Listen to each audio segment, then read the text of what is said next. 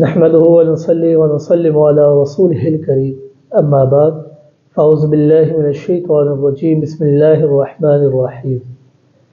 والذين معه اشداء على الكفار رحماء بينهم صدق الله العظيم 21 رمضان المبارک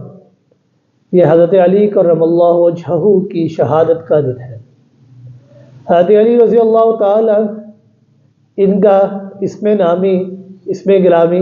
علی ہے، ان کا لقب یہ حیدر کرار ہے اور ان کی کنیت ابو تراب ہے۔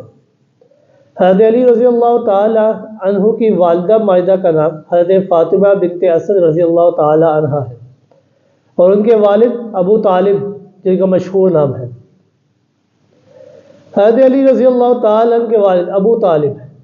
وہ کثیر العیال تھے اور تنگی معاش کا ان کا مسئلہ تھا۔ حضرت علی رضی اللہ تعالی عنہ کے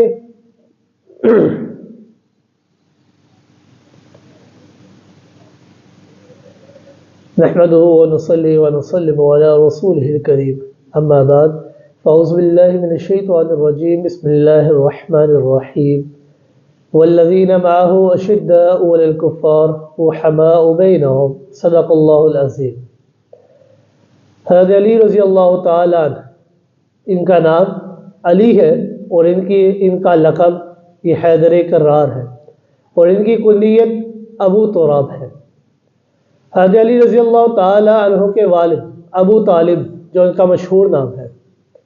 حضرت علی رضی اللہ تعالی عنہ کی والدہ حضرت فاطمہ بنت اسد رضی اللہ تعالی عنہ ہے۔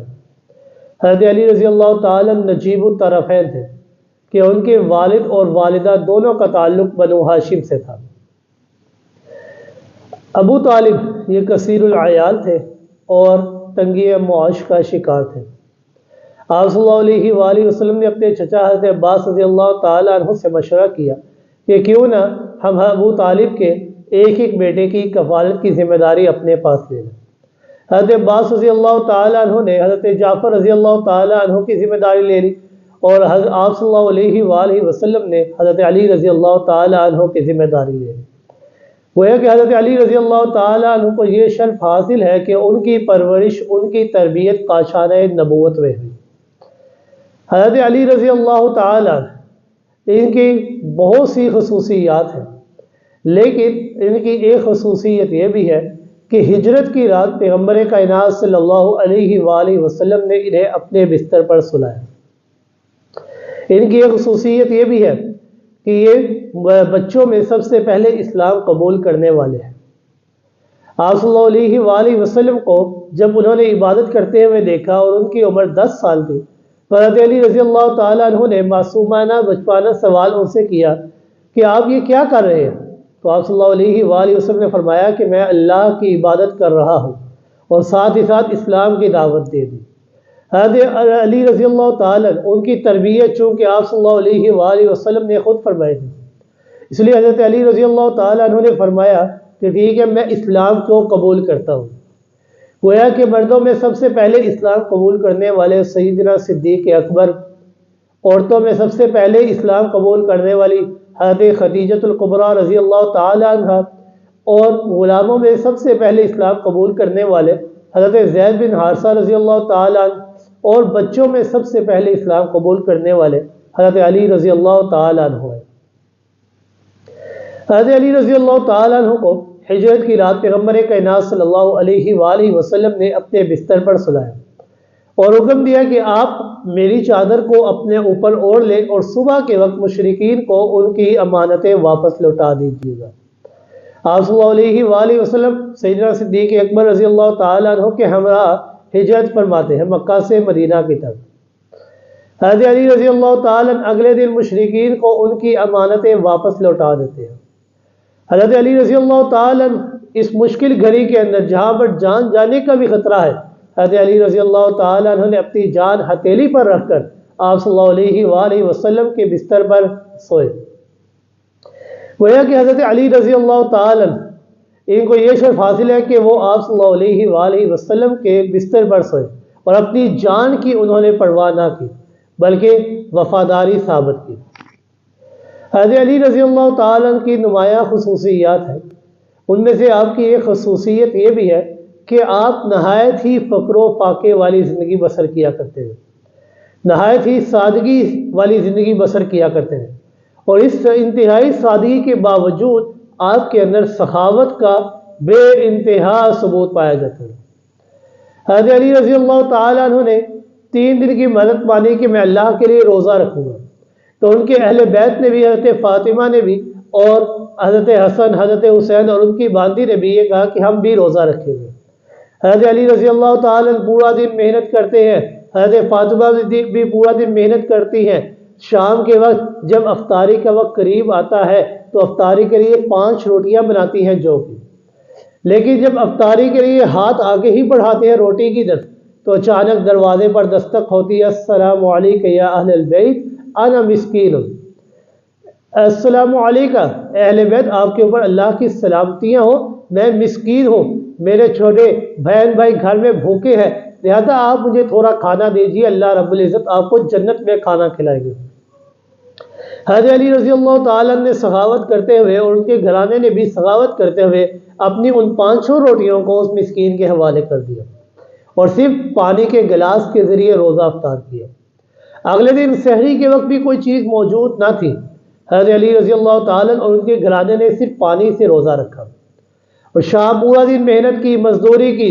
حضرت فاطمہ نے محنت کی، لیکن جب شام کے وقت افطاری کے لیے بیٹھتے ہیں، روٹی کی طرف ہاتھ بڑھاتے ہیں تو اچانک دروازے پر پھر سے دستک ہوتی ہے، السلام علیکم یا اہل البیت انا یتیم،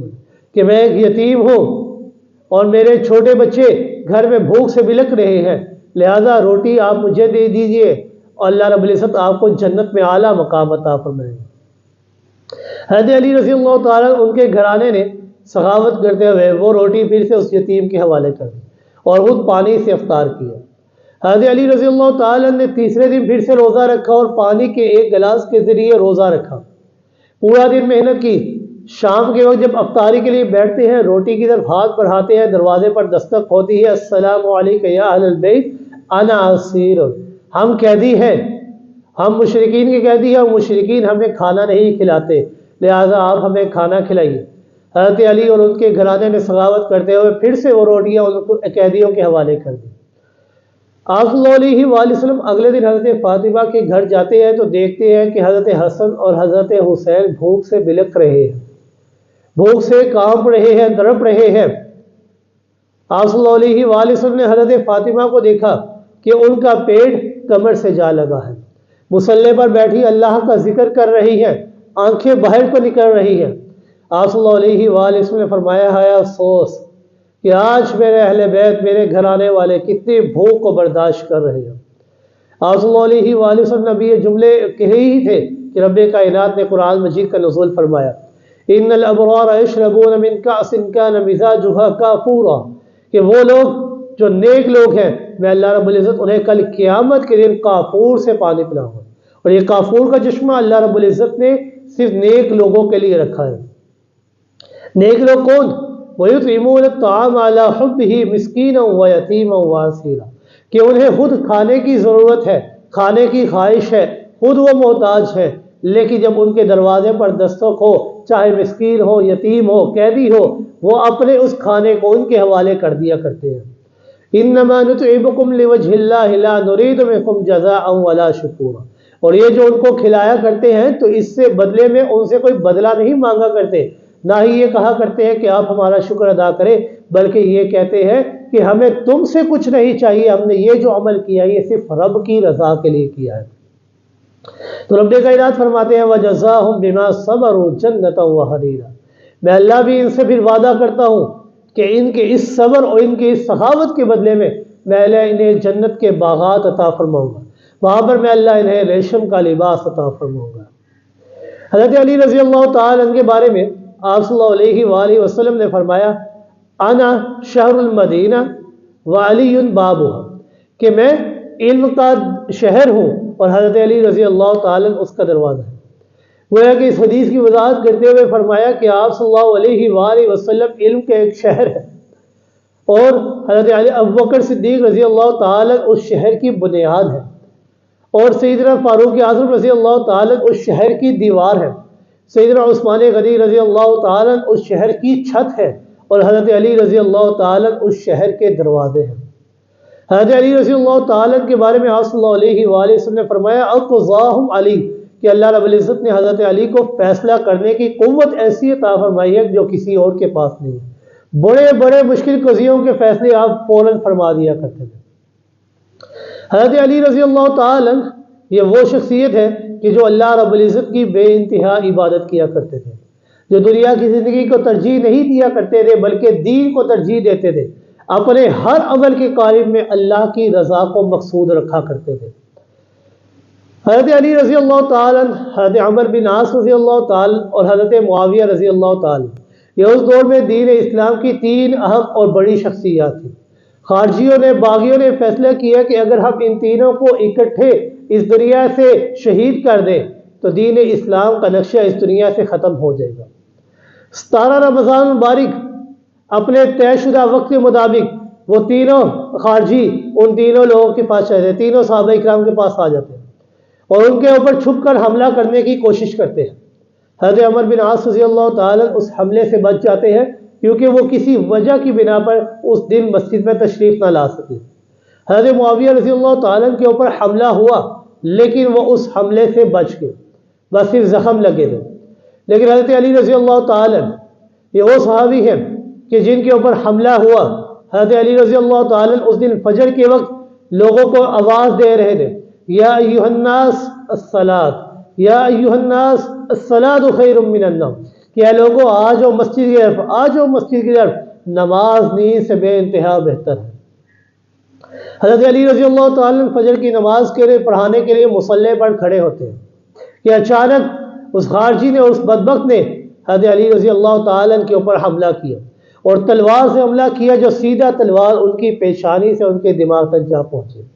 حضرت علی رضی اللہ تعالیٰ نے اپنے دار مبارک کو دیکھتے ہیں کہ وہ لہو لہال ہو گئی، خون سے تر ہو گئی۔ حضرت علی رضی اللہ تعالیٰ نے اپنے لسان سے، زبان سے صرف ایک ہی جملہ ارشاد فرمایا، فزت ورب الکعبہ، فزت ورب الکعبہ، فزت ورب الکعبہ، اللہ کی قسم میں کامیاب ہو گیا، اللہ کی قسم میں کامیاب ہو گیا، میں نے اپنی ساری زندگی اللہ کی راہ پر لگا دی ہے، میں نے اپنی ساری زندگی دین کے کاموں کے اوپر صرف کر دی ہے۔ حضرت علی رضی اللہ تعالیٰ کو زخمی حالت میں گھر لایا گیا۔ حضرت علی رضی اللہ تعالیٰ کے سامنے اس قیدی کو لایا گیا۔ حضرت علی رضی اللہ تعالیٰ کو اس قیدی نے بتایا کہ میں نے 40 دن تک لگاتار اس تلوار کی نوک کو تیز کیا ہے اور اس کو زہر آلود کیا ہے۔ حضرت علی رضی اللہ تعالیٰ نے فرمایا کہ اگر میں زندہ رہا تو اس کا فیصلہ میں خود کروں گا، لیکن اگر مجھے شہادت مل جاتی ہے تو اس کو بھی اسی تلوار کے ذریعے قتل کر کے میرے پیچھے روانہ کر دینا، میں اللہ رب العزت کے پاس جا کر اپنا مقدمہ خود ہی لڑوں گا۔ پھر حضرت علی رضی اللہ تعالیٰ عنہ نے اپنے گھرانے والے کو چند نصیحتیں فرمائیں کہ اللہ کا تقوی اختیار کرنا، اس دنیا کے اندر رہنا تو دین کو ترجیح دیتے ہوئے دنیا کو ترجیح نہ دینا، اور صحابہ کرام کی عقیدت اور محبت کو اپنے دل کے اندر رکھنا، اور آیت مبارکہ کی تلاوت فرمائی، ان صلاتی و نسکی و محیای و مماتی للہ رب العالمین، کہ بے شک میری زندگی اور میری موت، بے شک میری نمازیں اور میری قربانیاں، یہ ساری کی ساری اگر ہے تو صرف اور صرف اللہ کے لیے ہے جو رب العالمین ہے، لا شریک لہ، نہ اس کا کوئی ذات میں شریک نہ اس کی کوئی صفات میں شریک۔ کلمہ شہادت پڑھا اور 21 رمضان المبارک سن 40 ہجری میں خلافت کا یہ چوتھا تاج بھی اس دنیا فانی سے پردہ روح ہو جاتا ہے۔ حضرت علی رضی اللہ تعالیٰ کی عمر 63 سال تھی جو اس دنیا سے جس وقت آپ پردہ روح ہو جاتے ہیں۔ اگر ہم صحابہ اکرام رضوان اللہ تعالیٰ علیہم اجمعین کی زندگی کے اندر غور و فکر فرمائیں تو ہمیں یہی سبق ملتا ہے کہ اے لوگوں، اس دنیا کی زندگی کو ترجیح نہ دینا، ترجیح دینی ہے تو دین کی زندگی کو ترجیح دینی ہے، آخرت کی زندگی کو ترجیح دینی ہے، کیونکہ دنیا کی زندگی ایک عارضی اور فانی زندگی ہے، باقی رہنے والی زندگی یہ آخرت کی زندگی ہے، تم نے اس کو ترجیح دینی ہے۔ اس دنیا کے اندر تمہارے اوپر مشکلات آئیں گی، مصائب آئیں گے، تکلیفات آئیں گی، لیکن ان تمام چیزوں کے اوپر تم نے بھروسہ کرنا ہے، توکل کرنا ہے، یقین کرنا ہے تو خالص اللہ کی ذات کے اوپر کرنا ہے۔ دنیا کے اسباب، دنیا کے وسیلوں کے اوپر بھروسہ نہیں کرنا بلکہ اللہ کی ذات کے اوپر بھروسہ کرنا ہے۔ جب تم ان تمام چیزوں کو، دنیا کے ہیلوں وسیلوں کو ترک کر کے تمہاری توجہ اللہ کے اوپر ہو جائے گی تو اللہ رب العزت تمہارے لیے ایسی جگہ سے راستے بنائیں گے کہ تمہارا وہم و گمان بھی وہاں پر نہیں جا سکتا۔ وَمَن يَتَّقِ اللَّهَ يَجْعَل لَّهُ مَخْرَجًا وَمَن يَتَّقِ اللَّهَ وَيَرْزُقْهُ مِنْ حَيْثُ لَا يَحْتَسِبُ، اور ایسی جگہ سے تمہیں رزق عطا فرمائیں گے تم سوچ بھی نہیں سکو گے۔ لہذا اللہ رب العزت سے دعا ہے کہ اللہ رب العزت ہمیں صحابہ اکرام رضوان اللہ تعالی علیہم اجمعین کی سیرت اور ان کی زندگی کے مطابق اپنی زندگی بسر کرنے کی توفیق عطا فرمائے۔ وما علینا الا البلاغ المبین۔